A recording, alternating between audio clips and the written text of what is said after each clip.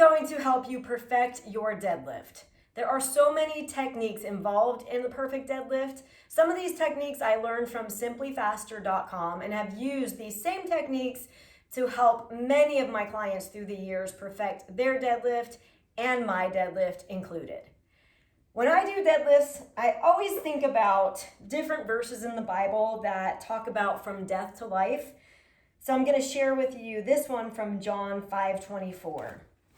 It's Jesus talking, and he says, "I tell you the truth, whoever hears my word and believes him who sent me has eternal life and will not be condemned. He has crossed over from death to life. I tell you the truth, a time is coming and has now come when the dead will hear the voice of the Son of God, and those who hear will live. For as the Father has life in himself, so he has granted the Son to have life in himself, and he has given him authority to judge, because he is the Son of Man." And I am so thankful that Jesus has given us life from death. Now I'm going to teach you some of the first and foremost techniques that you need to know. In order to do a proper deadlift, and some people can't do a proper deadlift because they can't hinge because they have tight hamstrings. So the first thing you should do is get your hamstrings loosened up, and the best way to do that is with our good old foam roller. So here we are. If you want to have more pressure, which I need, you're going to cross one leg over the other and spend some time working on the opposite muscle fibers by going side to side rather than rolling forward and back. So once you find the spot, move from side to side. And then you can work on the other side. You should foam roll anywhere from 30 seconds to 60 seconds. And if you struggle with tight hamstrings, you should do this every day. All right, so that is your foam rolling. Now you can do some active stretching before you start your deadlifting. So we're going to put our heel down, toe up, and push our hips back. And we are going to alternate that. So we're doing an active stretch, and then we're going to turn this into a polka stretch. So I'm going to polka stretch around in a circle so you can see me from all angles. All right, so get those hamstrings so that you are able to get yourself into a hinge. Now the next thing is to do a pole check. So if you have a broom or a mop or a PVC pipe, you're going to put it from the top of your head to the bottom of your spine. And once you have it there, you're going to push your hips back.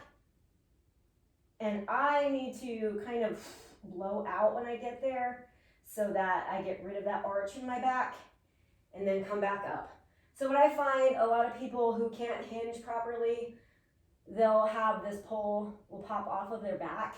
So you want to make sure that you're able to keep the pole from your head to the bottom of your spine and keep it there. That means you're doing a proper hinge. If you cannot do that, then you probably should not be deadlifting with heavy loads. So your next thing is to play a game called Knock Down the Roller.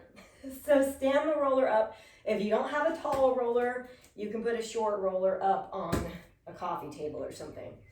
So you're going to work on hinging and knocking over the roller, and then when you pick it up, you can practice hinging and deadlifting to pick it up.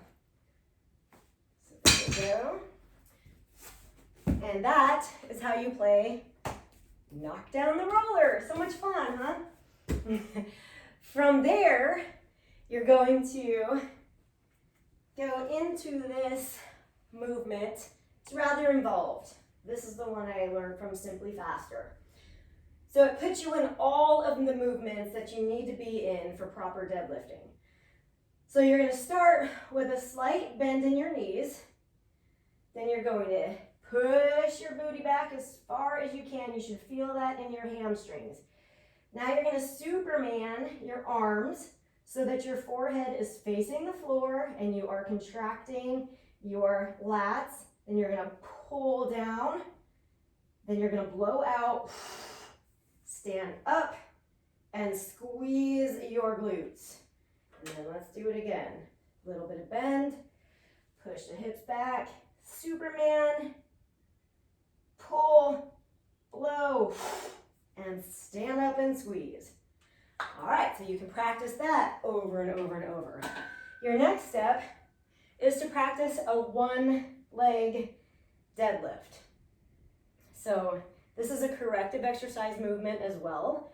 So you're going to lift up one foot and then push your hips back, keep your forehead facing the floor, and come up and squeeze. So you probably should not be adding weight to your deadlift if you're not able to do this move right here. So switch sides, and once you get this move perfected, then you can move on to kettlebell. So we're going to put our kettlebell in between our feet here. So if it's up here, you're not going to do the hinge that you need to do. So if you put it between your feet, it'll force you to have to hinge back in order to touch the kettlebell. And I know I'm a lot shorter than the average person, so I can bend here without, I could hinge and not have to bend my knees. But if you're tall, then you're going to have to hinge as far as you can, and then bend your knees to lower yourself to get to that kettlebell. And then contract your core and stand up and squeeze. All right, so that is your kettlebell deadlift. And then I will progress my clients from there into the use of a deadlift with an easy curl bar. Every time I use an easy curl bar, someone criticizes me. They're like, that's not one of your easy curl bars for, it's for curling. Well, I like it because it's light and you can practice with it without the big old wonky 45-pound Olympic bar that might be pulling you side to side. So I like to just practice with this. And then what I also like about practicing with this one is that you can add plates to this that you wouldn't be able to add to your Olympic bar. So the hardest part about deadlifting is getting it up high enough off the ground. So if you're practicing with the easy curl bar, you could put 45-pound plates on there, and then you'll be at a reasonable height to be able to deadlift. But if you're just starting out, you're not going to be able to put 45-pound plates on your Olympic bar, okay? So now moving on to our Olympic bar, before I do that, another tip is your shoes.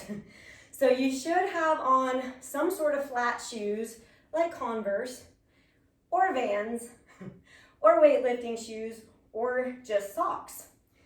So you're going to want to take your feet far under the bar. Your shins as close to the bar as you can.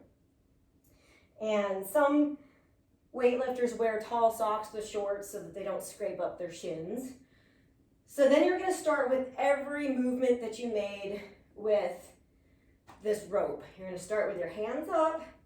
That's going to start to engage your traps. You're going to slightly bend those knees. Push your hips back as far as you can. Superman, so that your head is now facing the floor and not looking up, engaging your traps. Bring your hands down to the bar. Exhale to engage your transverse abdominals and lift. And at the top, you want to squeeze your glutes as hard as you can and your traps, but you don't want to overextend. And then you're going to reverse the whole thing. All right, so we'll do that again. Raise your hands up. Bend the knees. Hinge back as far as you can. Superman. Arms down. Blow out. Lift. Squeeze. And hinge to lower. And you don't want to come up and do this winking situation like this. I see this a lot. I probably did that. I did so many wrong things. So I did the wink. I did the lifting up. I thought you were supposed to have your head lifted up like that. So I did that for a long time. And then learned, keep your face down in your Superman to keep your spine in neutral. One straight line from the top of your head to your spine.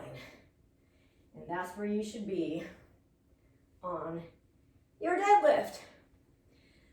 So hopefully you have learned something today and you have learned how to not blow out your back on your next deadlift. Remember, you should be feeling in deadlifts your core, your hamstrings, your booty, your upper back, but not your lower back.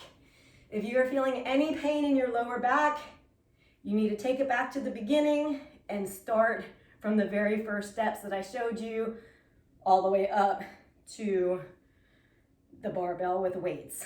So that's all I got to talk to you about deadlifts, and I will see you tomorrow for